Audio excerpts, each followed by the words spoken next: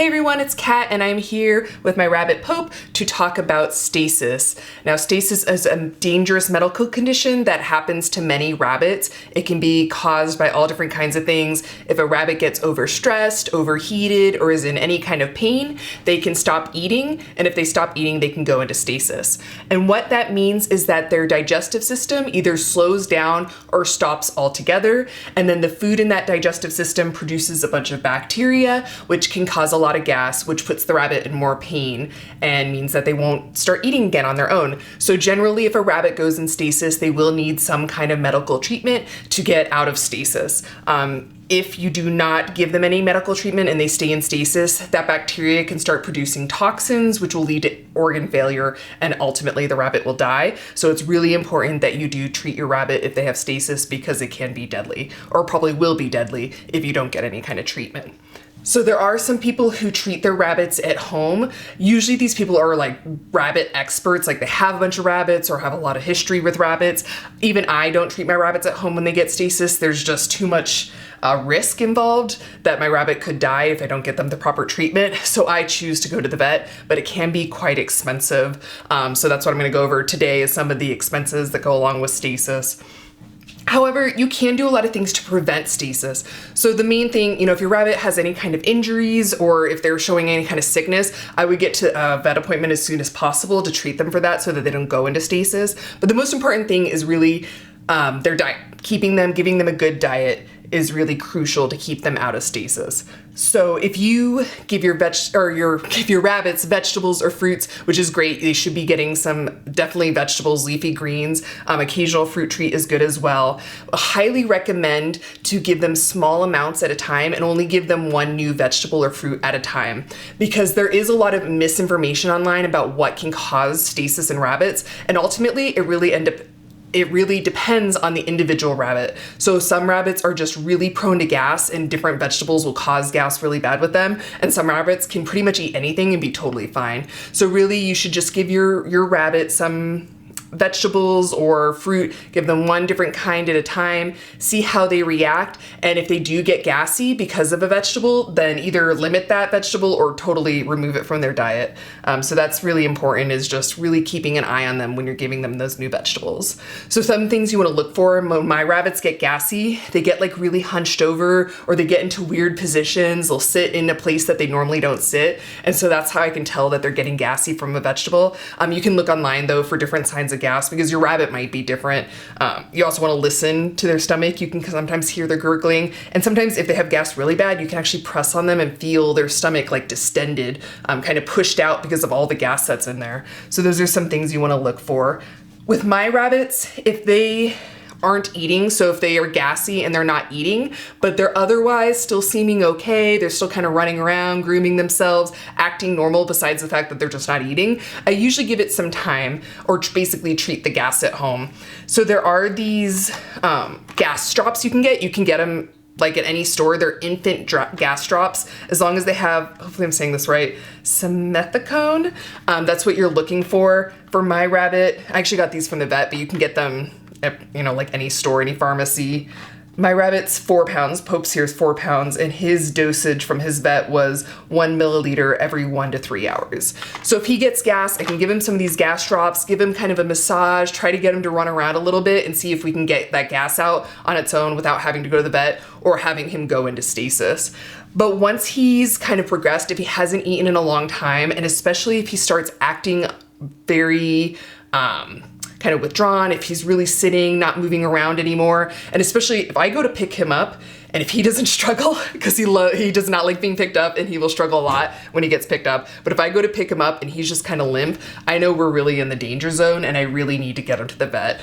So it's just kind of your own personal judgment. I would just, if you're really worried about it, just go to the vet. Like, that's always my answer. If you're asking, should I go to the vet? And you're able to do so, just go. But I can kind of know my rabbits. I can watch them and see how they're acting. Are they acting like pretty normal, just not eating, or are they acting like they're really sick? But if they are limp, if they aren't moving around, if they haven't eaten in several hours, I would definitely get them to the vet, because the first thing that happens is that their temperature drops, they get hypothermic, and that can be really dangerous. So we really need to check on their temperature, get them into some heating baths, get them some fluids because they'll get dehydrated, and start the medical treatment for stasis. So now I am going to show you a medical bill for stasis. There's actually two bills. One is emergency treatment and one is a more normal treatment.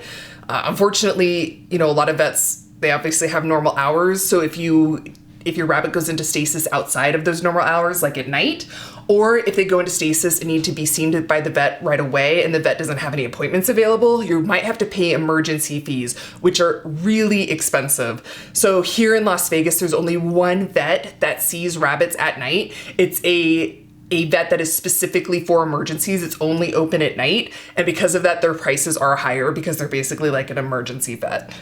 Also, rabbits can only stay there overnight. Basically, if you bring them at night, they can only stay for that night. You have to go pick them up in the morning and bring them to your normal vet. But it just depends on your area. Like, there's some vets, have emergency hours all night. Some vets don't, but can refer you to a place. You definitely want to get that information before you're in an emergency because you don't want to have to be calling around places trying to figure out who's open, especially with rabbits. Not all vets take rabbits. Not all emergency vets take rabbits. So you want to know where you can go in an emergency so that you're not having to panic and find someone in the middle of the night.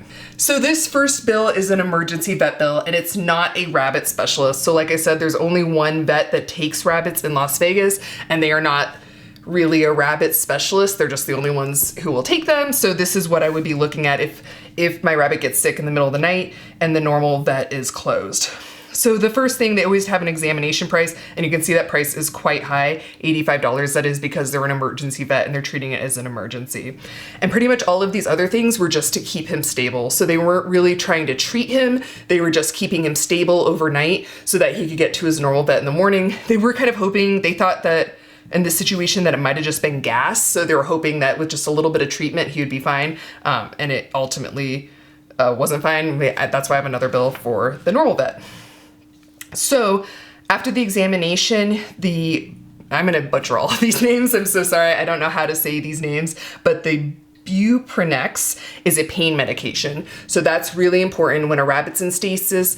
They either have some other medical thing that has already happened to them and that's why they went into stasis, but stasis itself causes gas. Either way, the rabbit's going to be in pain from this situation and they're not going to want to eat because of that pain. So the first thing is to get that pain down because we don't want our rabbits to be in pain, but also if they're in pain, they're not going to want to eat. So you want to get them eating again as soon as possible. The second thing, the metoclopramide, is a mobility agent. It basically tries to get their digestive system moving again. So kind of get rid of their pain, get their digestive system moving, and hopefully get them eating again so that so that they get out of stasis. One thing that's not on this list is critical care, because I had my own critical care and I brought it. It's basically a nutritional supplement that they'll give to the rabbits as well, both to keep their nutrition up because they're not eating, they're not drinking, you need to get something in them so they're getting calories and getting nutrition, but also to kind of jumpstart their digestive system. So we're trying to do all these things, get rid of their pain, get their digestive system moving, feed them to kind of jumpstart everything. The next thing, just biohazard disposal, just some extra fees they give us. So the IV and all those related fees, those were all because rabbits get dehydrated when they're in stasis because along with not eating, they're not drinking as well. And so you need to get them hydrated. So they're almost always going to be given a catheter and get some fluids through that. And then those last fees are just other injections they had to give them because they had to give them several injections during the night to keep them going all night. Once the emergency vet closed in the morning, then the rabbit has to go to their normal vet. And again, that's just our setup here. So your situation might be totally different, but that was what we had to do here because our normal vet does not see rabbits on an emergency basis. They don't have a vet at night.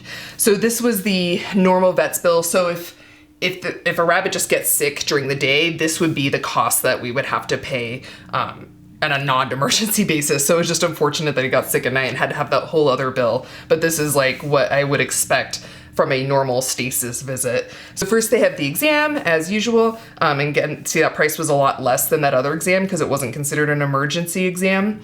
And then we have x-rays. So the x-rays and the mammalian comp profile, that's related to the x-rays. That's like getting a consult in order to read the x-rays. So that together was nearly $400. That's really the biggest expense when it comes to Stasis. Now, some people opt out of the x-rays. They are not required. The reason that we give rabbits x-rays when they go into Stasis is because if they have a blockage, then the treatment for Stasis could kill them. So if a rabbit has a blockage, you do not want to be giving them critical care. You don't want to be giving them some of the same medications because you're basically trying to force the digestive system to move again. But if there's something that's blocking the system, that'll ultimately kill them. So it's always an optional thing, but I would highly recommend it, and vets would highly recommend it because, again, if you treat your rabbit for Stasis and it ends up that they actually have a blockage, it could be really bad for them. But it is really expensive. It's $400. The total bill was $900. So that was like almost half of the total bill was just the x-rays. I totally understand it, but I feel like if I can afford it, I'm gonna pay for it because I do wanna give them the best care, and x-rays are the best care in this situation. The next thing they did a fecal, they sent in some of his poo basically to see if there was, they could find anything abnormal because they wanted to see if there was any underlying problems that caused the Stasis. Ultimately, they couldn't find any underlying problems. He did have some liver issues, but that was probably due to the dehydration from the Stasis. So they couldn't really find why this happened in the first place, which is unfortunate. We'd like to know so that we could avoid it happening in the future, but at least they tried to look to see if they could find any underlying causes for the Stasis. And then of course, just a hospitalization fee. And again, we have those fluids here and all these medications. So the first one, the buprenorphine is a pain medication. The next one, the famotidine. Oh man, I just know I'm butchering these names, but that is an antacid. Then we have an anti-vomit medication here. I'm actually not sure why they gave this to the rabbits. Rabbits cannot vomit, and so there's no need to give them anti-vomiting medication. This might be used for some off-label reason, but I don't know what that is. Actually, I'm interested in asking my vet why they gave that, because it shouldn't be necessary. The next, the enrofloxacin, was an antibiotic, just in case there was some kind of bacterial infection going on, and also to keep control of his gut bacteria.